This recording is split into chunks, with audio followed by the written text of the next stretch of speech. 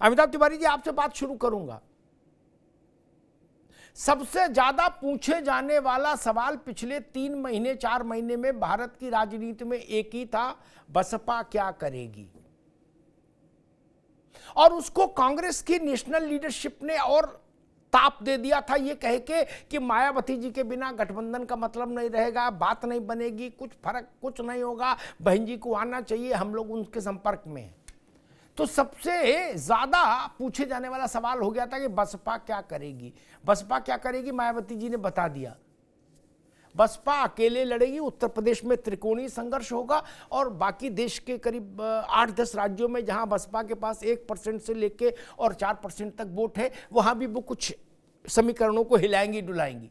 कैसे देख रहे हैं आप, कैसे देख रहे हैं तिवारी जी आप इसको? किसको नुकसान और किसको फायदा?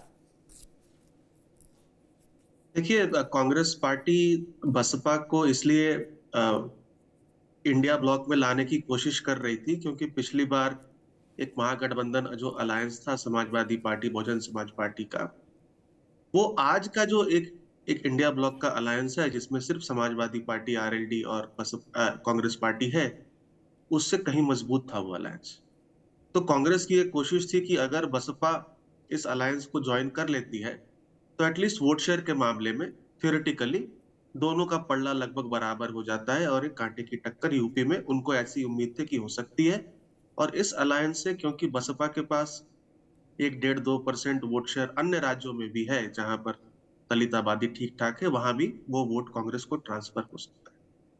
लेकिन अब ऐसा हुआ नहीं है और ऐसा नहीं होने से कहीं ना कहीं सीधा फायदा जो है वो भाजपा को होता हुआ दिख रहा है लोकसभा चुनाव में, जैसा कि विधानसभा चुनाव में भी देखने को मिला। समाजवादी पार्टी ने एक अच्छा प्रदर्शन जरूर किया, लेकिन त्रिकोणीय मुकाबले में भाजपा का जो वोट शेयर है और सीटें हैं समाजवादी पार्टी से दुगनी से भी ज्यादा अंत में हमें देखने को मिली इन टर्म्स ऑफ जो टोटल टैली आया। जी। अब इसका कारण एक जरूर हो सकता है कि बसपा के लिए आज भी जो मेन कॉम्पिटिटर है वो समाजवादी पार्टी है उत्तर प्रदेश में, और बसपा को या मायावती जी को कहीं ना कहीं ऐसा जरूर एहसास हुआ होगा कि उनके लिए बड़ी लड़ाई जो है वो 2027 का विधानसभा चुनाव है। अगर वो अलायंस कर लेती हैं समाजवादी पार्टी के साथ और अगर वो ट्रांसफर हो जाता है थोड़ा बहुत, तो वो उन्हें हाशिए पे ला सकता है 2027 के विधानसभा चुनाव में, जहां उनका वोट प्रतिशत अब सिर्फ 12-13% है और जी। सीटें सिर्फ एक है, क्योंकि पब्लिक को कंफ्यूजन हो सकता है कि ये दोनों इकट्ठा हैं। तो उन्होंने इस संदेश से ये ऐलान एक तरह से इंडिकेशन दे दिया है कि उनके लिए विधानसभा चुनाव ज्यादा इंपॉर्टेंट है, लोकसभा चुनाव नहीं। और आज भी ठीक बात। समाजवादी पार्टी जो है उनकी एक मेन कॉम्पिटिटर है। जी। मायावती जी में एक खूबी ये है कि वो बहुत ज्यादा लच्छेदार बातें नहीं करती, बातों की जलेबी नहीं बनाती, और ये कला उन्होंने कांशीराम से सीखी। एक पत्रकार के नाते मेरा कांशीराम जी के साथ बहुत वो रहा संपर्क। मैं उनकी इस बात की प्रशंसा हमेशा करता था, राग लपेट नहीं। मुलायम सिंह का फोन आ गया तो जो कहना है वही कहा, जितेंद्र प्रसाद का आ गया तो जो कहना है वही कहा, गोलमोल बात नहीं। नरेंद्र तिवारी का आ गया तो उनको भी वही कहा जो कहना है, और मुरली मनोहर जोशी का फोन आ गया तो भी वही कहा। मैं बहुत अवसरों का गवाह हूं। वही मायावती ने अब कुछ सीमा तक एडॉप्ट की है बात। समाजवादी पार्टी उनकी दुश्मन नंबर 1 है, उन्होंने साफ कर दिया। अखिलेश यादव को गिरगिट तक बता दिया, इतना हार्श चली गई लकीर खींचते हुए। लेकिन हिलाल नकवी साहब, आपकी उम्मीदों पर जरूर पाला गिरा। नहीं, धुंध तो साफ हुई, लेकिन आपकी उम्मीदों पर पाला गिर गया, क्योंकि पूरी एंटायर कांग्रेस लीडरशिप कह रही थी कि बसपा आए तो बात बन जाए। जी जी अमिताभ भाई, अमिताभ भाई, इसमें कोई शक नहीं है कि अगर मायावती जी जो है वो इंडिया गठबंधन में आती तो उससे जो है वोट शेयर में परिवर्तन आता। जाहिर सी बात है, अपने साथ वो कुछ ना कुछ वोट लेकर के आती और आपस में वोट की शेयरिंग होती, तो उससे जो है वो गठबंधन मजबूत होता। लेकिन इसका एक दूसरा सच ये है कि इंडिया गठबंधन तभी मजबूत होता है जब इंडिया गठबंधन के सारे साथी जो है वो मिलकर के मायावती जी को एक्सेप्ट करते। देखिए, इंडिया गठबंधन सिर्फ कांग्रेस नहीं है, उसके अंदर समाजवादी पार्टी भी है, टीएमसी भी है, बाकी और भी लीडर्स हैं। अगर वो एक्सेप्ट ना करते तो निश्चित रूप से इंडिया गठबंधन में किसी भी अन्य दल का आना या निकलना सबकी मंशा के ऊपर निर्भर करता है। निकलने में तो कोई दिक्कत नहीं, कोई भी छोड़ के जा सकता है। तो इस वजह से मायावती जी उसके हिस्सा होती ना होती, ये अपने आप में एक बड़ा प्रश्न चिन्ह था। जो सवाल आपने पहले पूछा तब भी हमने कहा था कि कांग्रेस अकेले डिसाइड करने वाली नहीं है, इंडिया गठबंधन के सारे घटक है। समाजवादी पार्टी एक महत्वपूर्ण हमारा साथी है इंडिया गठबंधन का, तो इस वजह से सबकी रजामंदी से ही वो इंडिया गठबंधन का हिस्सा बनती। तो ये दो बातें बड़ी स्पष्ट हुई। पहली बात हमने ये कहा कि निश्चित रूप से वो आती तो अपने साथ कुछ वोट लेकर के आती, जब वोट लेकर के आती तो उससे जो है वो लाभ मिलता। अब इसका एक और पहलू भी देखें। मायावती जी का अपना जहां तक प्रश्न उठता है, तो मायावती जी का जो वोट बैंक है वो बहुत हद तक ही खिसक गया है, और इस मर्तबा जो रहा साहब वोट है वो भी खिसक जाएगा, क्योंकि अब तक जितने भी नतीजे आए हैं, अमिताभ भाई आपसे ही एक दफा डिस्कशन हो रहा था, तो कमाल की बात है कि बड़े करीब कंटेस्ट दिखाई देते हैं, लगता है कौन जीतेगा समझ में नहीं आ रहा है, लेकिन कोई हंग असेंबली नहीं बनी, और पिछले 10 सालों में हंग पार्लियामेंट भी नहीं आया। जनता ने बड़ा साफ मत दिया है। तो यहां पर वो वोट जो कि भारतीय जनता पार्टी के साथ नहीं था, जो बहुजन समाज पार्टी के साथ था, तो निश्चित रूप से वो वोट जो है वो इंडिया गठबंधन के साथ आना चाहिए। ये कह देना कि 100% आ जाएगा तो जाहिर सी बात है, ये कहना तो एक अपने आप में एक बेमानी बात होगी, लेकिन इसके अंदर मुख्य रूप से जो उनका वोट है वो इंडिया गठबंधन के पास ही आएगा। इससे भारतीय जनता पार्टी को कोई बहुत फायदा नहीं होगा। अमिताभ भाई एक सेकेंड अगर दे तो हम आपको एक छोटी सी उदाहरण देते हैं। ठीक है। वो जो लोग साइंस के स्टूडेंट है वो जानते हैं कि एक चीज होती है कैटलिस्ट, जिसको हम लोग कहते हैं उत्प्रेरक। तो जो कैटलिस्ट होता है वो जब कहीं जाके मिल जाता है तो वो क्रियाओं को तेज कर देता है, लेकिन कैटलिस्ट अपने आप में उसकी कोई भी जो है वो क्रिया या प्रतिक्रिया नहीं होती है। ठीक, अब रुकना होगा, अब रुकना होगा उत्तर प्रदेश के जी, अब रुकना होगा। भारत में क्या दुनिया भर में राजनीतिक दलों का एक चरित्र समान है? अंगूर ना मिले तो खट्टे, बोले किसी लायक ही नहीं थे अंगूर, हम तो पहले करे थे, तो खा के गला खराब हो जाता, अच्छा ही नहीं आए। कल तक पूरी कांग्रेस दिल्ली से लेकर लखनऊ तक मायावती जी की चिरौरी कर रही थी, आरती उतार रही थी। आज करे कैटलिस्ट हैं, मिल जाते तो हो जाता, नहीं तो कुछ नहीं, अब तो उनका वोट खत्म हो गया। ये कौन कह रहा? कांग्रेस जिसके पास 2% वोट बचा, वो 13% वाली बसपा को कह रहा उसको खत्म हो गई बसपा। बताओ, अब तो इतनी ठंड भी नहीं पड़ रही, अब तो ठीक ठीक बोलो भैया। 2% वाले करे 13% वाले को खत्म हो गया, अब इनके पास कुछ नहीं बचा। अभी भी मुलायम सिंह क्या रहे, अखिलेश यादव की पार्टी है बसपा। उत्तर प्रदेश में मुख्य पार्टियां हैं भाजपा के विरुद्ध। ठीक, कांग्रेस को आप अजीत सिंह की पार्टी के आसपास मान लो, अभी उनसे थोड़ा बेहतर मान लो,